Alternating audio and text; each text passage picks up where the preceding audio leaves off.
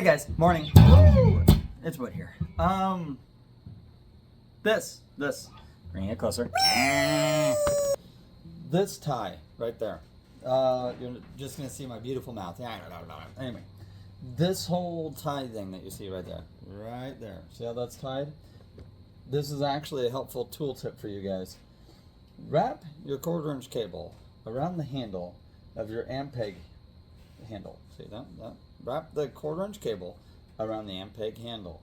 This will prevent your 1/4" jack from coming out of the amp. It also puts the weight of the 1/4" cable, when you're walking, you're jumping around on stage, you're ripping around on that, it puts it up here on your amp, which is generally pretty heavy and sturdy, not on your 1/4" jack. There's a few reasons for this. So, number one, it prevents you from snapping your 1/4" jack. If you step on it and you pull it down, you see how there's minimal pressure put on that, but all the pressure is put up there? That keeps that from breaking the 1/4" cable out of your Ampeg head. Nobody wants to keep replacing their 1/4" input. That gets really annoying real fast. Second thing, it keeps it from coming unplugged. You don't want to unplug that when you're jumping around. And number one, it sucks because all of a sudden no more bass, and nobody loves a world without bass. I mean, that's just don't even want to think about it.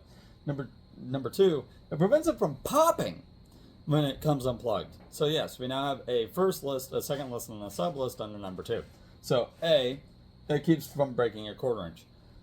B, it prevents it from popping. So you know how whenever you unplug cab or whatever and you haven't muted it first to get that pop sound and your speakers jump, that can damage your amp, that can damage your speakers. And if you're DI'd into your sound guy's system, that can damage his soundboard, his amp, and his speakers. And if everybody has in-ear systems, guess what everybody just got in their freaking ears? Yeah, that's right. Nobody wants a pop. So, just avoid that whole thing. So, keeps from breaking 1/4", keeps it from making the popping sound, and, just makes it so that everything lasts a lot longer. An older guy showed me this trick, so I'm passing it on to all of you guys. Do this. Live shows, recording studio, doesn't matter. As soon as you're going to plug it in, before you plug it in, do a little tie. Doesn't matter what the tie looks like. If you're really good at square knots, do square knots. As long as you can undo it later. I would rather have to replace the cable from bending these than I would want to have to constantly keep replacing my 1/4" jacks.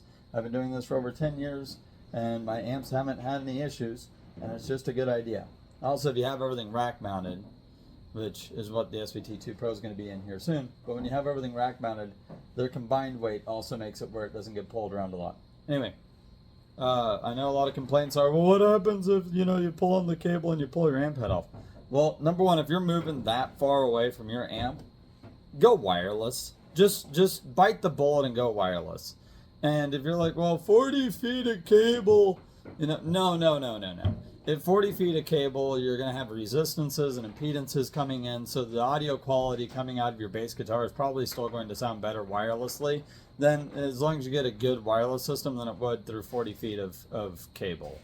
Like, just being honest, you're dealing with like a lot of pull down at that point. So anyway, I think, being honest, I think the camera is right. Yeah. Anyway, just picking, guys.